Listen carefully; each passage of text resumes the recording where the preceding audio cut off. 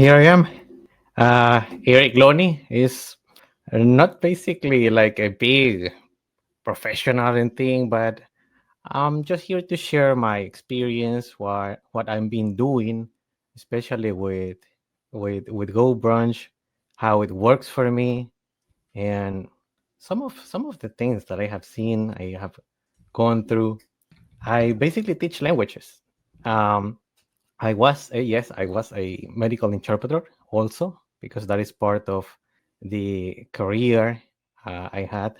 Um, it is for translation, for all those things. How I end up here is I love to travel. That's simply the short answer because I do love to travel, take my pack my things, go places, and well, I'm here, and I stayed here for about 2 years now. 2 years now. I'm not sure how is it going to be. Most of the time, I've been teaching English to Spanish speakers.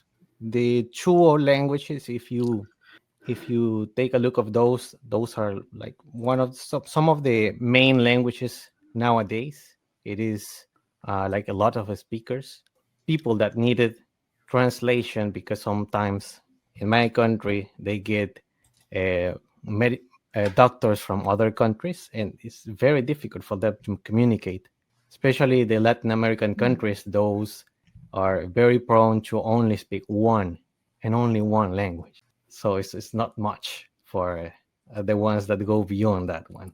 And see, so the two languages that basically shaped what I am, what I've been doing is English and Spanish.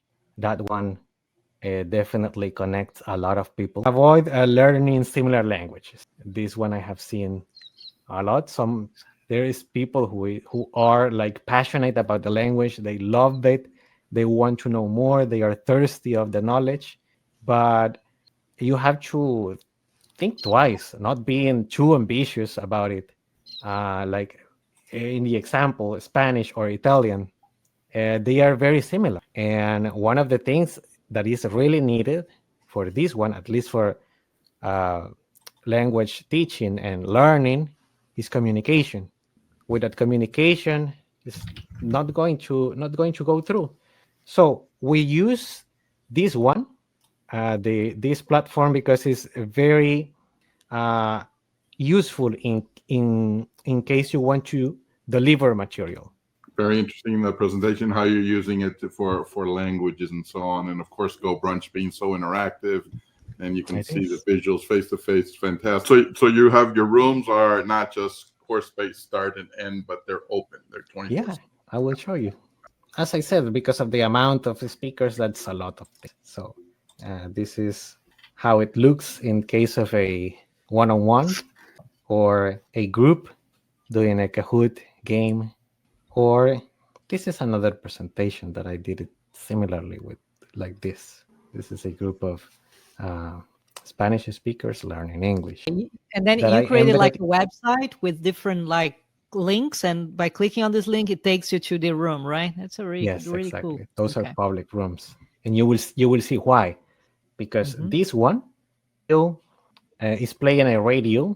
Sure, why Hmm. is not? Ah, there it is. He's playing a radio with some of the audios uh, that I've been like collecting. Here, I already know people that is in the realm of teaching Spanish, and there is a group of them that they are doing like translation. They record themselves speaking the Spanish and with instructions in Swedish. And what I have here is a room where the student can go every time they need, like it's 24 hours. This is the type that has a game embedded, and is the Wordle. You may already know it, but this one is the Spanish version. So that's what they are doing.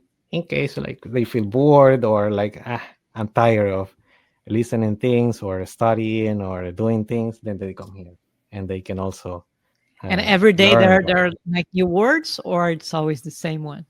This one gives you words randomly. Oh, But that's nice. the thing with this one is that you have to guess it. You have to know what the word means, or at least have a like a little bit of vocabulary bank in your head, so you can crack what the word is going to be. The other one we have is this one, the reading club, and I'm updating the room every week. We have a different lecture or a different material content so they can read.